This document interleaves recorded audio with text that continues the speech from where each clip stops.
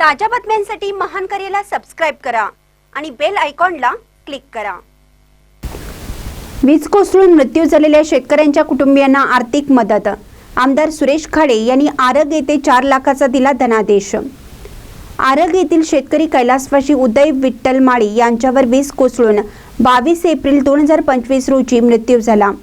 त्यांना नैसर्गिक आपत्ती योजनेतून तात्काळ 4 लाख रुपयांचा धनादेश शनिवारी दिनांक 28 जून 2025 रोजी राहत्या घरी जाऊन आमदार डॉक्टर सुरेश खाडे यांनी त्यांच्या वडिलांकडे सुपूर्द केला। तसेच ढवळी गावातील शेतकरी कैलासवासी सागर चिन्नाप्पा गुंडवाडे यांच्यावर वीज कोसळून दिनांक 12 जून 2025 रोजी मृत्यू झाला असून त्यांनाही नैसर्गिक आपत्ती योजनेतून 4 लाख रुपये मंजूर करण्यासाठी शासनाकडे प्रस्ताव पाठवला आहे। यावेळी आरगचे पॅनल प्रमुख किरण पाटील, माजी सरपंच तुकाराम पाटील, माजी उपसरपंच Subhash Khot, doctor Anil Korbu, Sachin Patil, society chairman Sutar sir, उपसरपंच सर्जेराव खटावे, ग्रामपंचायत सदस्य प्रकाश गायकवाड, माजी सरपंच अमित कांबळे, नारायण माळी, ज्येष्ठ नेते चंद्रकांत माळी इत्यादी मान्यवर उपस्थित होते। महानकर न्यूजसाठी आदी माने, मिरज। 22/4/2025 ला एक माझ्या मतदारसंघातील आरग गाव आहे।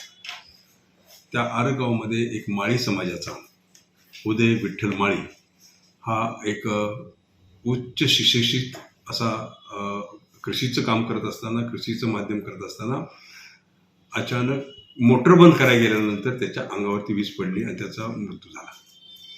ज्यावेळी आम्हाला समजलं त्यावेळी आम्ही त्याच्या घरी गेलो, त्याचं सांत्वन केलं। त्यावेळी मी शब्द दिला होता त्यांना की निश्चितच अपघात विमा आपलं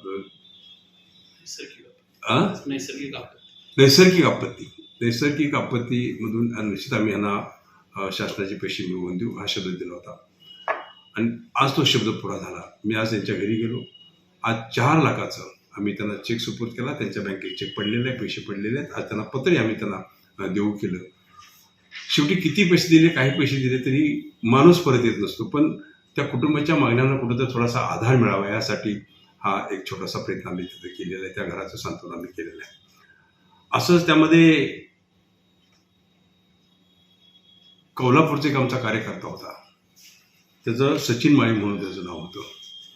तो ओढापचा धंदा करायचा, त्याची गाडी होती, तो ओढाप घेऊन जायचा आणि कुठेतरी पॅसेंजर घेऊन तो कुठेतरी मैताला घेत जात असताना वाटत त्याला ॲक्सिडेंट दिसला आणि ॲक्सिडेंट दिल्यानंतर वाचवायची भूमिका त्यानं धरली, त्यांना सहकार्य करायची भूमिका त्यानं धरली आणि तो गाडी पुढं पार्क करून परत त्याच्याबरोबर 2 मुलं होते आणखी त्याच्याबरोबर 3 जण तिथं आली आणि 3 जण ती बॉडी काढत असताना मागून एका वाहनानं त्यांना उडवलं। त्यामध्ये एक जर थोडासा पायाला आदू झाला, एक चांगला झाला, पण हा जागेवर त्याचा मृत्यू झाला।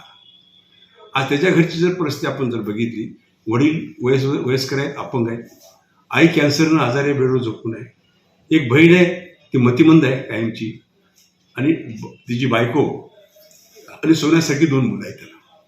मुलगी खूप स्मार्ट आहे आणि तिला बरीच मेडल तिने मिळवलेली त्या पिरियडमध्ये। आम्ही त्यांच्याही घरी गेलो, त्यांनाही आम्ही सांत्वन केलं आणि त्यावेळेला आम्ही निश्चितच अपघात ह्याच्यामध्ये गोपीनाथ मुंडे ह्या अपघात विम्यामधून त्यांना ते पैसे द्यायचं आम्ही प्रॉमिस केलं। त्याचं प्रकरण आम्ही सबमिट केलेलं आहे, कोर्टापर्यंत प्रकरण गेलेलं आहे। पण ही घरची परिस्थिती, हा कार्यकर्ता पहिल्यापासून 4 टर्म माझ्यावर हा कार्यकर्ता काम करत असताना एक भावना माझी तयार झाली की आपण ह्या घराला काहीतरी मदत केली पाहिजे आणि त्यावेळी 2 लाख रुपये मी त्यांना डिक्लेअर केले। माझ्या पॉकेटमधून त्यांना 2 लाख रुपये मी त्यांना मदत करणार आहे। तिसरी गोष्ट आहे की योगायोगानं मी कामगार मंत्री होतो। कामगार मंत्र्याची आम्ही एक स्कीम चालू केली होती, जर असा काही कामगारांचा अपघात झाला तर त्या कुटुंबाला प्रत्येक वर्षी 25,000 रुपये ही एक मानधन द्यायची व्यवस्था सलग 5 वर्ष, प्रत्येक वर्षी 25,000 असे 5 वर्ष त्याला ते एक मानधन द्यायची एक स्कीम आम्ही तयार केली आणि त्या स्कीमचाही फायदा त्याला मिळू शकेल। दुसरी गोष्ट आहे, आता हे त्यांची मिसेस विधवा, 2 मुलं, आई वडील सगळे घरात आजारी, अशा परिस्थिती गेल्यानंतर ते घर चाललं पाहिजे ह्यासाठी आम्ही निश्चितच श्रावणबाळ आणि विधवा पेन्शन जी आपली नियोजनमधून आपण करतो त्या योजनेमधून त्यांना विधवा पेन्शन आणि श्रावणमधून ह्या दोघांना पेन्शनची प्रकरण आम्ही त्यांना सबमिट केलेले आहे। ती प्रकरण आम्ही ताबडतोब त्यांना मंजूर करून हा एक आधार द्यायचा आम्ही निश्चितच प्रयत्न केलेला आहे। तिसरं